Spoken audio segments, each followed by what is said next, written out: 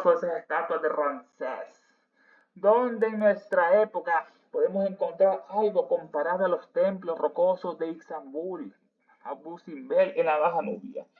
Allí se pueden ver figuras sentadas de 21 metros de altura, talladas en la roca viva. El torso de la estatua de Ramsés II en Tebas mide 18 metros de ancho alrededor de los hombros y el resto del cuerpo es proporcional. Junto a una escultura tan titánica, la nuestra parece la de unos pigmeos enanos. Según Bonsen, los egipcios conocían el hierro al menos mucho antes de la construcción de la primera pirámide, más de 20.000 años atrás. La prueba de esto permaneció oculta durante miles de años en la pirámide de Keops, hasta que el coronel Howard Weiss la encontró en forma de una pieza de hierro en una de las juntas, donde evidentemente había sido colocada en el momento en que se construyó la primera pirámide. Usaban el hierro hace más de 20.000 años. Los egiptólogos aducen numerosos indicios de que los antiguos dominaban a la perfección la metalurgia en tiempos prehistóricos.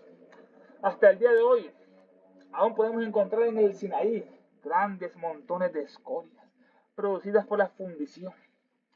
De ahí la historia que Moisés fabricó allí la serpiente o serafín de bronce que los israelitas adoraron hasta el reinado de Ezequías. La metalurgia y la química, tal y como se practicaba en aquellos días, se conocían como alquimia y estaban en la base o el fondo de la magia prehistórica. Además, Moisés demostró su conocimiento de alquimia, de química alquímica, pulverizando el becerro de oro y pulverizando ese becerro de oro en ese caso y esparciendo el polvo sobre las aguas, en ese caso esparciendo el polvo sobre las aguas. Moisés, esa bestia. Ahí nos queda la última sección, la metalurgia y la química, tal como se practicaba en aquellos días de Moisés. Se conocían como alquimia y estaban en la base o fondo de la magia prehistórica. La metalurgia y la química, tal y como se practicaban en aquellos días, se conocían como la alquimia. La alquimia es la química de la naturaleza. Trata de las fuerzas más sutiles de la naturaleza y las diversas condiciones en que ellas obran. La metalurgia y la química, tal y como se practicaban en aquellos días, se conocía como alquimia y estaba en la base o fondo de la magia prehistórica, en la base o parte inferior de la magia prehistórica. La magia. Requisitos para realizar la magia. No es Elena, esos requisitos son demostrar una gran imaginación, magnetismo y una increíble fuerza de voluntad. Todo es posible. Son el ABC de la magia. La gran imaginación, magnetismo y la fuerza de voluntad. La metalurgia y la química, tal y como se practicaban hoy en día, se conocían como alquimia y estaban en la base o fondo de la magia prehistórica. Moisés demostró sus conocimientos de la química alquímica, pulverizando el becerro de oro y esparciendo el polvo sobre las aguas. Moisés no existió, es un invento judío, es una copia de Sargón y Baco. Moisés demostró sus conocimientos de la química, en una mano la química, y la alquímica, en la otra mano, se juntan la química y la alquimia. Moisés demostró su conocimiento de la alquímica, pulverizando el becerro de oro y esparciendo el polvo sobre el agua. El becerro de oro. Los israelitas, las bestias, Moisés se fue arriba, ¿no?, al monte, 40 días. Los israelitas lo estaban adorando al becerro. Aarón fue quien lo hizo, porque ellos le pidieron, haznos algo para que adoremos algo, una serpiente, a un demonio que no era los judíos. Y Aarón les dijo, lo hizo el becerro. El pueblo le pidió que querían adorar algo, una bestia que eran los judíos, querían adorar algo. El pueblo le pidió que querían adorar algo y Aarón les pidió su oro e hizo el becerro. Era becerro atrás. Abraham el becerro atrás. Moisés lo destruyó lanzándole las piedras a ese becerro de oro. Moisés demostró su conocimiento de química alquímica, pulverizando el becerro de oro y esparciendo el polvo sobre las aguas. El polvo del becerro. Eso está en Éxodo 32:20. Y Moisés tomó el becerro que habían hecho y lo quemó en el fuego y lo molió hasta reducirlo a polvo que esparció sobre las aguas y lo dio a beber a los hijos de Israel, ese polvo que habían adorado, ¿no? Santo, demoníaco, satánico, remedio. Moisés es una bestia. Y Moisés tomó el becerro que habían hecho y lo quemó primero en fuego, lo fundió y lo molió después hasta reducirlo a polvo, el polvo de horno, que esparció sobre las aguas y le dio a beber a los hijos de Israel, esa bestia, ¿no?, que habían adorado, a tomar ese polvo de cerro. santo demoníaco satánico remedio, no sé, el santo satánico demoníaco secreto en este caso, ¿no? Así fue como se solucionó esa bestialidad. La Biblia no nos sirve, que hay que quemar el libro. Si ahora nos centramos en la navegación, podemos demostrar, basándonos en fuentes fidedignas, que Necao II equipó una flota en el Mar Rojo y la envió a explorar. De los egipcios, las pirámides, del polvo, toda esta, de la alquimia, la química, la fabricación, de la metalurgia, pasamos ahora a la navegación. Si ahora nos centramos en la navegación, podemos demostrar, basándonos en fuentes fidedignas, que Necao II equipó una flota en el Mar Rojo y la envió a explorar. Ahora vamos a la navegación de los egipcios. Podemos demostrar, basándonos en fuentes fidedignas, en autoridades, que Necao II equipó una flota en el Mar Rojo y la envió a explorar. Necao II fue un faraón de la decimosexta dinastía que gobernó el antiguo Egipto del 610 al 595 a.C. Llevó a cabo una serie de proyectos de construcción en todo su reino. Según el historiador griego Heródoto, Necao II envió una expedición de marineros fenicios, los fenicios marineros, que en 3 años navegó desde el Mar Rojo, alrededor de África, hasta el estrecho de Gibraltar, Cabo Buenaventura, de Francia, hasta el estrecho de Gibraltar, dio una vuelta por toda África y regresaron a Egipto. Necao II. Si ahora nos centramos en la navegación, podemos demostrar, basándonos en fuentes fidedignas, que Necao II equipó una flota en el Mar Rojo y la envió a explorar. El Mar Rojo es un cuerpo de agua salada entre África y la península arábiga. Mide 2.200 kilómetros de largo y tiene un ancho de 335 kilómetros. Su localización está entre África, Egipto, Sudán, Eritrea y Djibouti, y la península arábiga, Arabia y Yemen, con acceso para Israel y Jordania en el norte a través del Golfo de Aqaba. Si ahora nos entramos en la navegación de los egipcios, podemos demostrar, basándonos en fuentes fidedignas, que el faraón Necao II equipó una flota en el Mar Rojo y la envió a explorar. La flota estuvo ausente más de 2 años y en lugar de regresar por el estrecho de Bab el-Mandeb, como era habitual, navegó de regreso por el estrecho de Gibraltar, dieron toda la vuelta a África. La flota estuvo ausente más de 2 años en lugar de regresar por el estrecho de Bab el-Mandeb. Bab el-Mandeb es un paso marítimo crucial que conecta el Mar Rojo con el Golfo de Adén en el Océano Índico, separando el Cuerno de África, Djibouti, Eritrea, de la península arábiga de Yemen. Es vital para el comercio mundial ese punto ya del Mandeb está en Yemen, el Cuerno que separa África de la península arábiga. La flota estuvo ausente más de 2 años y en lugar de regresar por el estrecho de Bab el-Mandeb, como era habitual, navegó de regreso por el estrecho de Gibraltar. Las columnas de Hércules, le decía, antes, los griegos llegaban hasta ahí, ese es su límite, las columnas de Hércules. Antes no existía el mar Mediterráneo, no existía. Había 2 razas que estaban en constante guerra entre ellos. Unos vivían en África y otros en Europa, como los musulmanes, los moros y los cristianos. Unos vivían en África y otros en Europa. Hércules decidió separar a estas 2 razas guerreras. Hércules, como los Heracles, separó las columnas de Gibraltar y el Océano Atlántico entró y formó el mar Mediterráneo. Y separó esas 2 razas combativas. El desierto de Subsahara, todo el norte de África, aquí era océano ahí. Lo que se movió el agua y lo que quedó fue lo que es la arena de esos desiertos. Es la explicación científica. Han encontrado fósiles marítimos, tortugas en los desiertos. La flota estuvo ausente más de 2 años y en lugar de regresar por el estrecho de Bab el-Mandeb, se habían ido, como era habitual, navegó de regreso por el estrecho de Gibraltar. Dieron toda la vuelta a África, Sudáfrica, Egipto, Mar Rojo, lo que es este estrecho de Bab el-Mandeb, Sudáfrica, el Cabo Buena Esperanza, y a Europa, lo que es el estrecho de Gibraltar. Heródoto no se apresuró en absoluto a reconocer a los egipcios un logro marítimo tan vasto como este. Dice Heródoto, habían difundido la noticia de que al regresar a casa tenían el amanecer a su mano derecha, cosa que para mí es increíble. Dice Heródoto. Heródoto, padre de la historia occidental, nació en el 484 a.C., era de Halicarnaso, historiador y geógrafo griego, tradicionalmente considerado como el padre de la historia en el mundo occidental. Padre occidental. Heródoto. Heródoto no se apresuró en absoluto a reconocer a los egipcios un logro marítimo tan vasto como este. Dice Heródoto, habían difundido la noticia, habían reportado Eran rumores, habían esparcido rumores. Habían difundido la noticia de que al regresar a casa tenían el amanecer a su mano derecha, cosa que para mí es increíble, el amanecer a su mano derecha. Regresando por las columnas de Hércules al Mediterráneo, destacando que el sol les daba a la derecha, al norte, al cruzar el hemisferio sur, una prueba de que África estaba rodeada de mar, aunque Herodoto lo cuenta con escepticismo, esto, que son los navegantes. Regresando por las columnas de Hércules al Mediterráneo, destacando que el sol les daba a la derecha, al norte, el sol ahí a la derecha, al norte en ese caso, no, el sol. Al cruzar el hemisferio sur, cruzando pues Sudáfrica, el hemisferio sur, ¿no?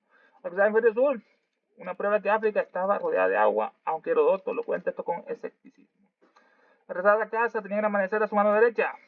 Le parece increíble la afirmación de que aquellos navegantes respecto de que al volver a su país se levantaba el sol a su derecha. Esa es la traducción. Les parece increíble a Herodoto la afirmación de que aquellos navegantes respecto de que al volver a su país se levantaba el sol a su derecha. Estaba el sol a su derecha. Al regresar a casa tenía el amanecer a su mano derecha, cosa que para mí era increíble, dice Herodoto. Comenta el autor del artículo antes mencionado. Y sin embargo, esta increíble afirmación ha quedado ahora demostrada como incontestable, irrefutable, como bien puede comprender cualquiera que haya doblado el cabo de Buena Esperanza. Es tan sudable, cualquiera que haya doblado ese cabo de Buena Esperanza. Y sin embargo, esta increíble afirmación ha quedado ahora demostrada como incontestable, irrefutable, que no se puede refutar, incontrovertible, que no admite duda ni disputa, indiscutible. Sin embargo, esta increíble afirmación ha quedado ahora demostrada como incontestable, como bien puede comprender cualquiera que haya doblado el cabo de Buena Esperanza. Incontestable, porque conozca esa ruta marítima, es muy difícil doblar ese cabo. El cabo es una porción de tierra estrecha y elevada que se adentra en el mar, otra masa de agua, actuando como una lengua o un promontorio que marca un cambio en las costas y es vital para la navegación. El Cabo de Buena Esperanza. Este cabo, localizado en el extremo sur de África, en lo último, la ciudad del Cabo, Sudáfrica. El primer europeo en avistarlo fue el navegante portugués Bartolomeu Díaz en 1488. Fue el primer europeo que llegó hasta ese cabo. El primer europeo en avistarlo fue el navegante portugués Bartolomeu Díaz en 1488. De Buena Esperanza, ahí en Sudáfrica, en Cabo, la navegación resulta desafiante por la colisión de sistemas de olas que chocan y vientos fuertes, creando condiciones peligrosas. Históricamente fue temido como el Cabo de las Tormentas. Hay también olas grandes y un entorno impredecible en ese Cabo de Buenaventura. Comenta el autor de este artículo antes mencionado, y sin embargo, esta increíble afirmación ha quedado ahora demostrada como incontestable. Esto que hicieron ellos, ¿no? Al regresar a casa tenían el amanecer a su derecha, cosa que para mí es increíble. Y sin embargo, esta increíble afirmación ha quedado ahora demostrada como incontestable, como bien puede comprender cualquiera que haya doblado el cabo de Buena Esperanza. Muy difícil, ese cabo está con muchas restricciones, grandes olas, choque de mareas. Así queda demostrado que los más antiguos de estos pueblos realizaron una hazaña que se le atribuyó a Colón muchos siglos después. Ellos dicen que anclaron 2 veces durante el trayecto, sembraron maíz, lo cosecharon y al zarpar navegaron triunfantes a través de las columnas de Hércules y hacia el este a lo largo del Mediterráneo. Así queda demostrado que los más antiguos de estos pueblos egipcios realizaron una hazaña, una proeza, ¿no? Un periplo que se atribuye a Colón muchos siglos después, a Cristóbal Colón en este caso, ¿no? Llegó a América Colón. Dice el PDF, la traducción no dice Colón, sino dice Vasco de Gama. Vasco de Gama nació en 1460, un célebre navegante y explorador portugués, y el primero europeo en llegar a la India por mar. Fue el primero que llegó a la India por mar, este Vasco de Gama. Fue comandante de los primeros barcos que navegaron directamente desde Europa hasta la India, para descubrir una ruta comercial directa entre estas dos regiones, entre la India y Europa. Fue el viaje oceánico más largo realizado hasta ese momento, desde Portugal, pasó el estrecho de Gibraltar, circunnavegó África, Ciudad del Cabo, Sudáfrica, y fue el Océano Índico, la península arábiga, y entró a la India.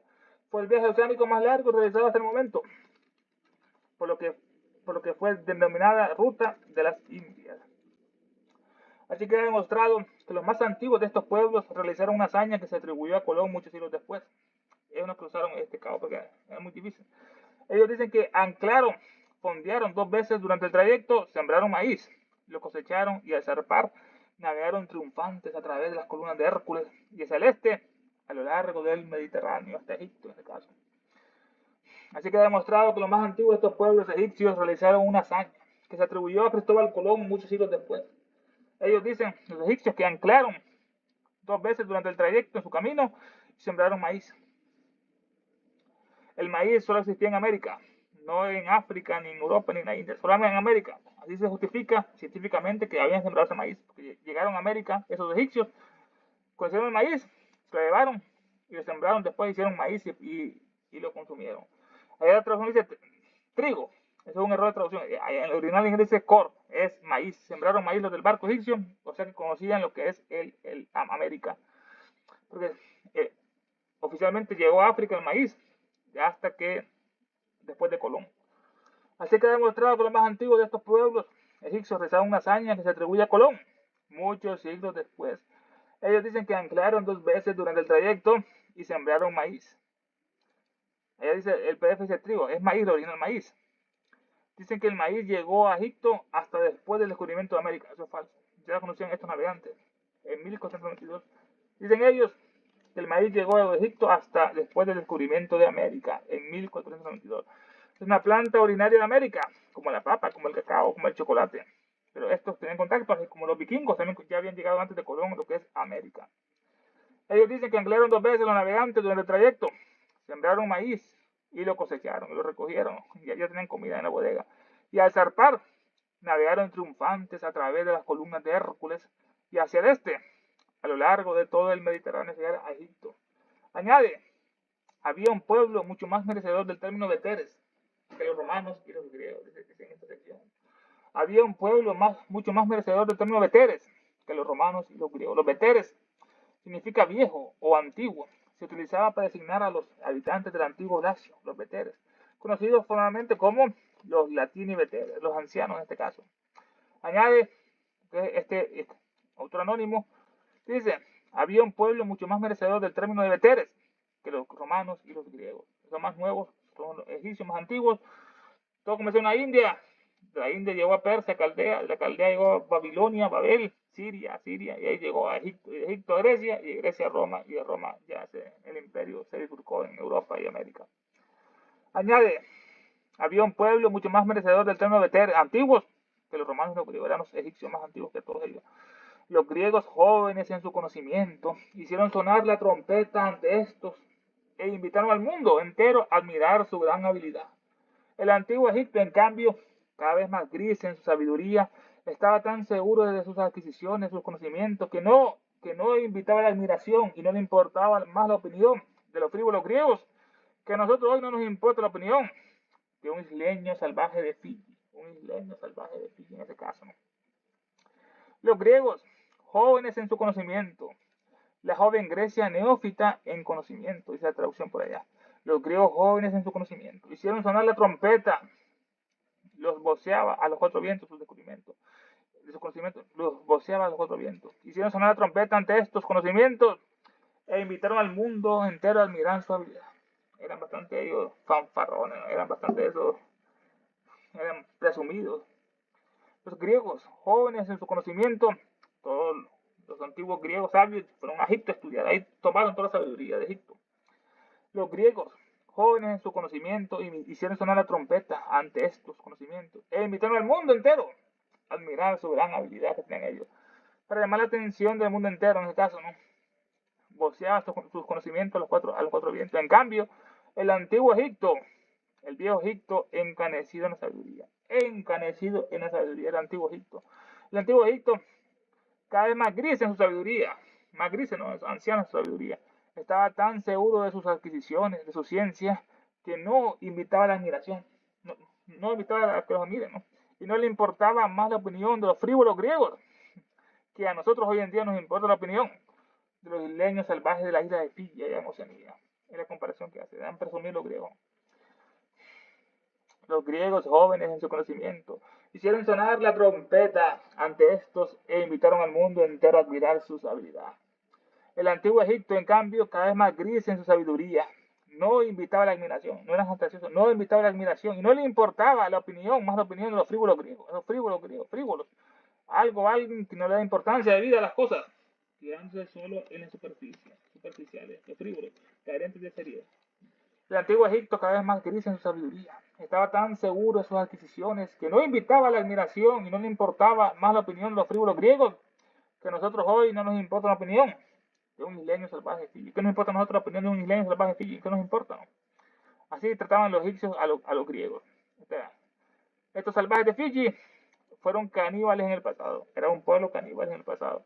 Son un pueblo indígena melanesio polinesio que están en Oceanía. La isla Fiji, hoy en día es un país soberano. Consta de 333 islas. ¿Qué número? 333 islas, man, un país.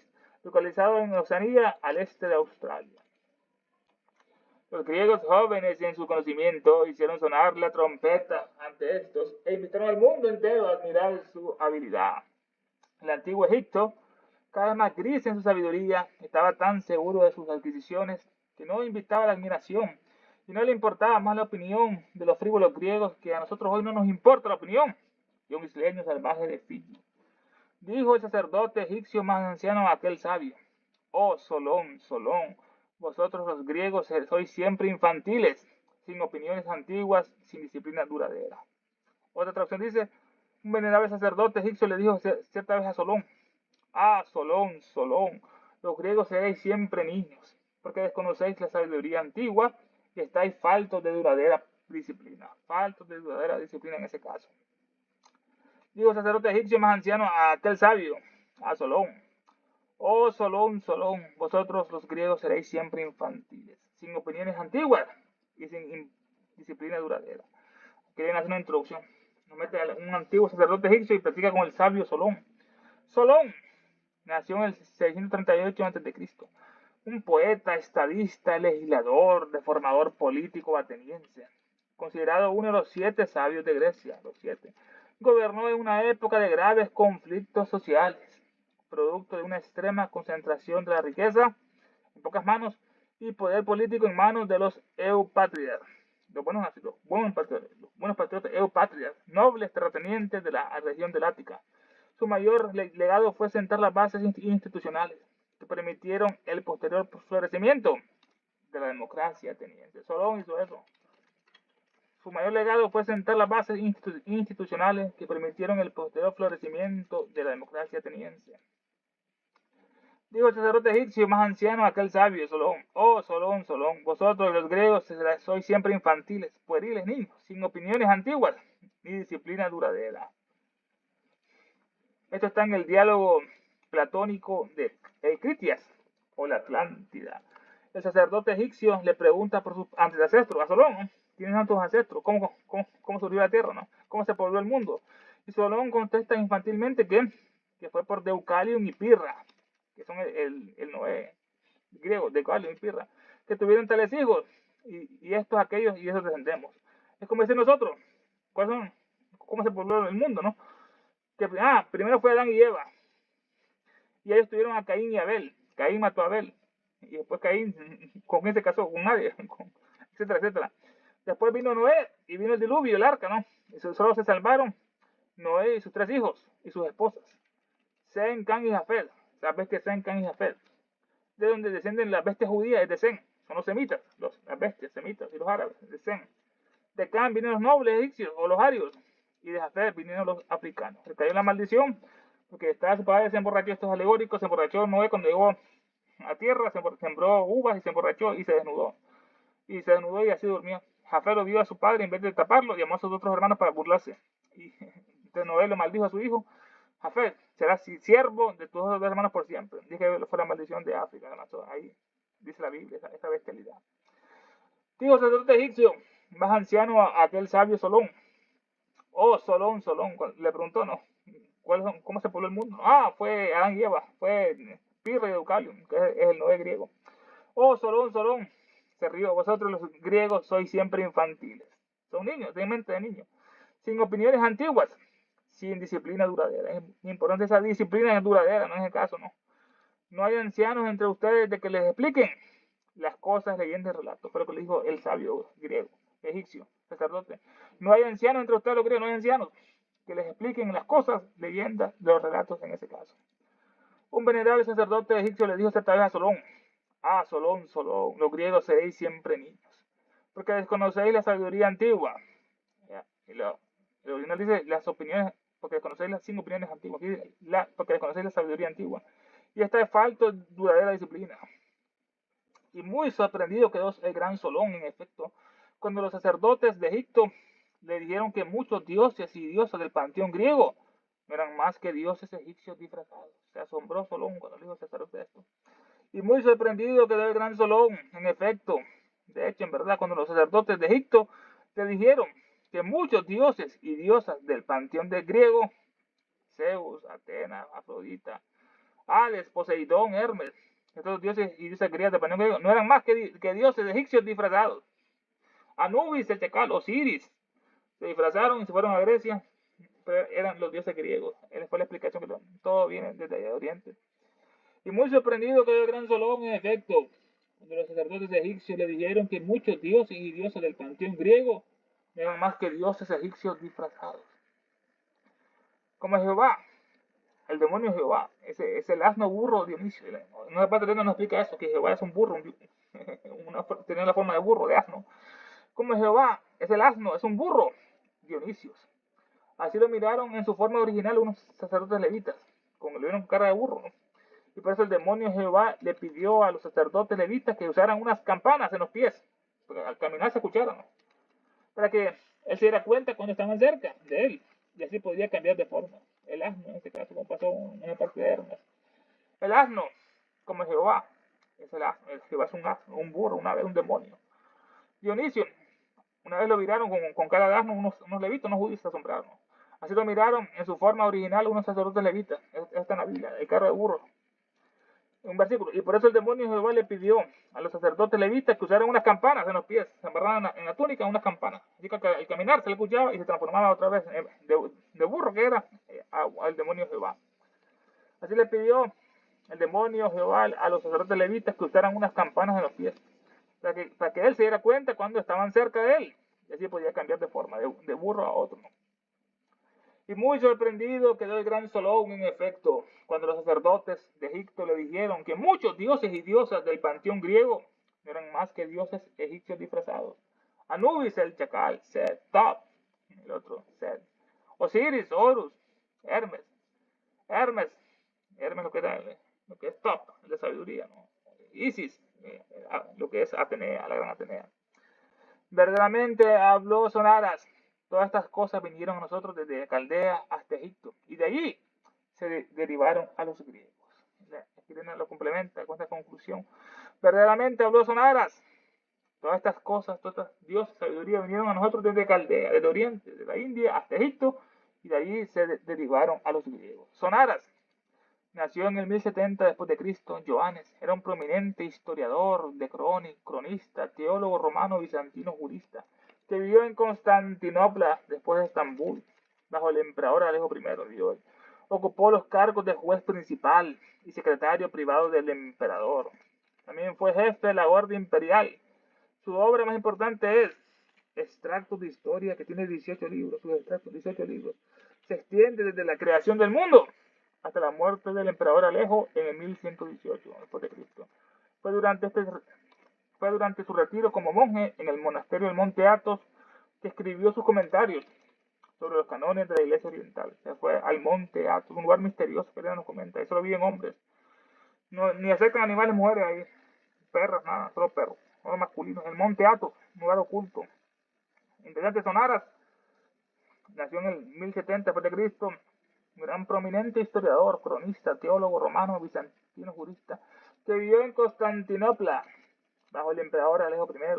Ocupó los cargos de juez principal de todo el imperio y secretario privado del imperator. También fue jefe de la Guardia Imperial. Su obra más importante es Extractos de Historia, que tiene 18 libros, 18 volúmenes. Se extiende desde la creación del mundo, escribió, de la creación del mundo hasta la muerte del emperador Alejo en 1118 a.C. Fue durante su retiro como monje en el monasterio del Monte Athos que escribió su comentario sobre los cánones de la Iglesia Oriental. Sonaras, verdaderamente habló Sonaras. Todas estas cosas vinieron a nosotros desde Caldea hasta Egipto, y de allí se derivaron a los griegos. Toda esta sabiduría vinieron a nosotros desde Caldea. Primero fue en la India, después vino la reforma de los caldeos, los asuras, fueron los demonios, hicieron dioses y los dioses hicieron demonios, los asuras, lo que es la revolución de Zoroastro, Zaratustra. Después llegó a Mesopotamia, lo que es ahí el Tigris y el Éufrates, la tierra esta, Siria, y después llegó a Egipto, y Egipto a Grecia y Grecia a Roma. Todas estas cosas vinieron a nosotros desde Caldea hasta Egipto, y de allí se derivaron a los griegos, y después a los romanos, tomaron de ellos.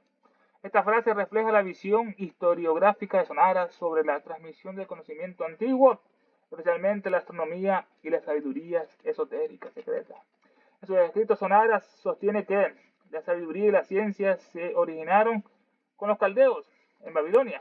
Estos conocimientos pasaron de Mesopotamia, Irak, lo que era allá, pasaron de Mesopotamia, Babilonia, a Egipto, donde fueron preservados y refinados. Se preservaron y se refinaron ahí.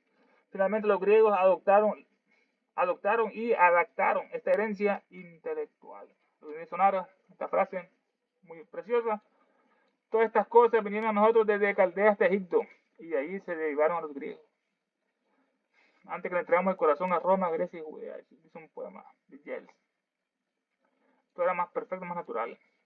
Esta frase refleja la visión historiográfica de Sonaras sobre la transmisión del conocimiento antiguo, cómo se transmitió el conocimiento antiguo, especialmente la astronomía y la sabiduría esotérica secreta, cómo se llegó a la astronomía.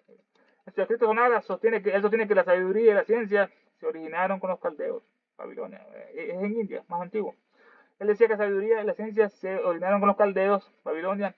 Estos conocimientos pasaron de Mesopotamia a Egipto, donde fueron preservados y refinados. La sabiduría fue conservada y preservada y refinada. Finalmente los griegos adoptaron y adaptaron esta herencia intelectual del Zeus, Osiris, Amon-Ra, los dioses.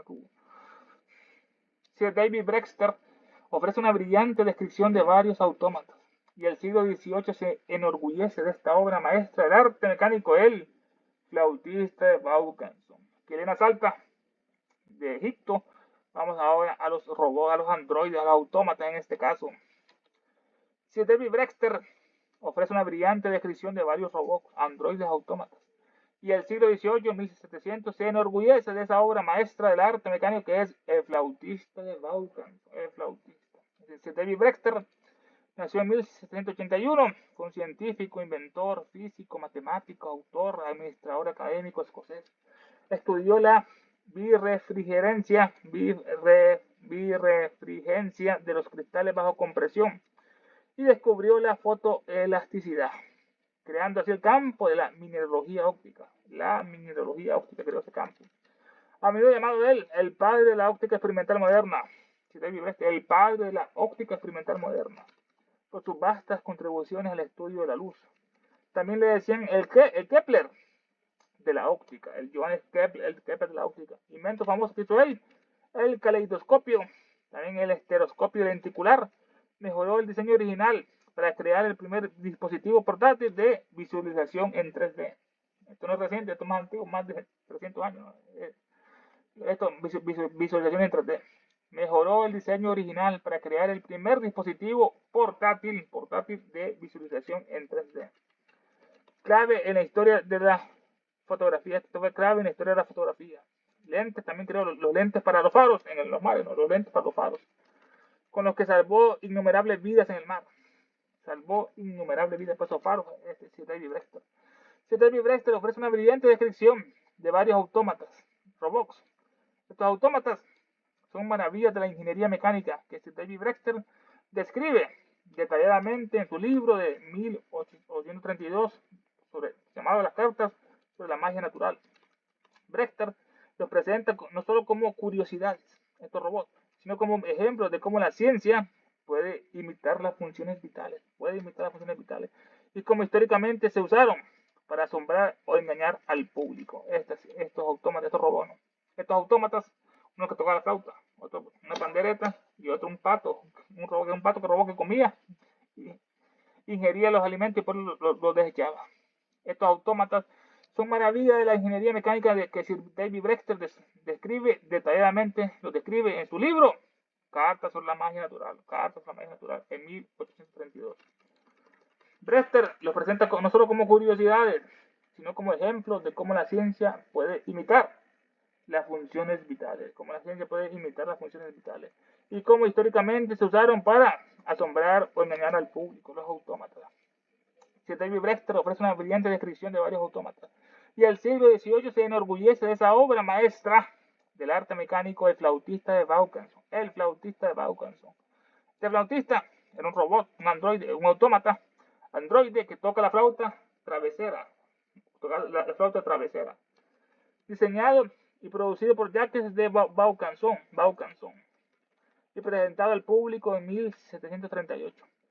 Recrea fielmente la forma de tocar de un flautista en un instrumento idéntico a los que se utilizaban en la época. Era la figura de un flautista del tamaño de un hombre que podía tocar hasta 12 melodías en flauta. 12 melodías puede tocar de flauta en este autómata. Lo hacía con la mecánica de sus músculos artificiales. El inventor recreó el funcionamiento de la tráquea, de una tráquea humana, y la complejidad de la lengua con un sistema de fuelles y tubos. La complejidad de la lengua con la lengua, no una espada de doble filo. La complejidad de la lengua con un sistema de fuelles y tubos en el caso. Ese era el flautista, un autómata que tocaba la flauta travesera. Diseñado y producido por Jacques de Vaucanson, y presentado al público en 1738. Recrea fielmente la forma de tocar de un flautista en un instrumento idéntico a la que se utilizaba en aquella época. Esa flauta era la figura de un flautista del tamaño de un hombre que podía tocar hasta 12 melodías. 12 melodías tocaba ese robot. Y lo hacía con la mecánica de sus músculos artificiales. El inventor recreó el funcionamiento de una tráquea y la complejidad de la lengua con un sistema de fuelles y tubos. Y el siglo XVIII se enorgullece de esa obra maestra del arte mecánico del flautista de Vaucanson. Vaucanson nació en 1709, fue un inventor y artista francés que construyó el primer torno totalmente metálico. Esta invención fue crucial para la revolución industrial. Cambió el mundo, la revolución industrial en Inglaterra, ¿no? Esta invención fue crucial para la revolución industrial. El torno es conocido como la madre de las máquinas herramientas. Es la madre de las máquinas herramientas, ya que fue la primera herramienta que condujo a la invención de otras máquinas herramientas, que son las fijas, ¿no? La máquina es el torno. Fue responsable de la creación de autómatas impresionantes e innovadores. Fue responsable de la creación de estos robots autómatas impresionantes e innovadores. También fue la primera persona en diseñar un telar automático, con pura industria. También fue la primera persona en diseñar un telar automático, en este caso, el autómata automático. La poca información positiva que podemos espigar sobre este tema, procedente de escritores antiguos, justifica la creencia de que los eruditos mecánicos de la época de Arquímedes, y algunos de ellos, muchos anteriores al gran siracusano, no eran en modo alguno más ignorantes ni menos ingeniosos que nuestros inventores modernos en este caso. La poca información positiva que podemos espigar, recoger sobre este tema de los robots, procedente de escritores antiguos, justifica la creencia de que los eruditos mecánicos de la época de Arquímedes, y algunos de ellos, muchos anteriores que el gran siracusano, no eran en modo alguno más ignorantes ni menos ingeniosos que nuestros inventores modernos. Lo que Elena responde, los robots. Sir David Brewster ofrece una brillante descripción de varios autómatas. Y el siglo XVIII se enorgullece de esa obra maestra del arte mecánico del flautista Vaucanson. La poca información positiva que podemos recoger sobre este tema, procedente de escritores antiguos, justifica la creencia de que los eruditos mecánicos de la época de Arquímedes, nació en el 287 a.C., un gran físico, ingeniero, inventor, astrónomo, matemático griego. Es considerado uno de los científicos más importantes de la antigüedad. Entre sus avances en la física se encuentran sus fundamentos en la hidrostática, la estática y la explicación del principio de la palanca. La palanca. Dame un punto de apoyo y moveré el mundo. Pero la palanca, dame un punto. El rey hizo una demostración con un rey, que el rey movía un barco entero con una palanca a cierta distancia, que muchos soldados suyos no podían mover ni juntos, pero el rey solo con la mano movía el barco con esa palanca. También inventó el tornillo para ayudar a la población, el tornillo de Arquímedes. Vio cuando la gente sufría por el agua, a que llegara agua de sus casas, no importando si el agua del río estaba en una posición baja. Ponían el tornillo, le daban vuelta y el agua subía, en este caso, el tornillo de Arquímedes. Es reconocido por haber diseñado innovadoras máquinas, incluyendo armas de asedio, para defendernos del asedio. Sus máquinas eran capaces de sacar barcos enemigos del agua. La garra de Arquímedes lo daba vuelta en el océano. Sus máquinas eran capaces de sacar barcos enemigos del agua o perderle fuego utilizando una serie de espejos cóncavos. Con el sol ponen enfocados los espejos a la vela y agarraba fuego. Magia domina el fuego, ¿no? Se considera que Arquímedes fue uno de los matemáticos más grandes de la antigüedad. Arquímedes, y en general de toda la historia. El gran Arquímedes. La poca información positiva que podemos espigar sobre este tema, procedente de escritores antiguos, justifica la creencia de que los eruditos mecánicos de la época de Arquímedes, y algunos de ellos muchos anteriores al gran Siracusano, Siracusa es una ciudad ubicada en la isla de Cilicia, y algunos de ellos muchos anteriores al gran Siracusano, no eran en modo alguno más ignorantes, ni menos ingeniosos que nuestros inventores modernos en este caso. Ya estamos llegando a la parte, culminando el estudio de esta noche. Sobre Elena nos transmite esta sabiduría, lo que tanto lo oculta el sistema, porque dice ella, la verdad acerca de todo.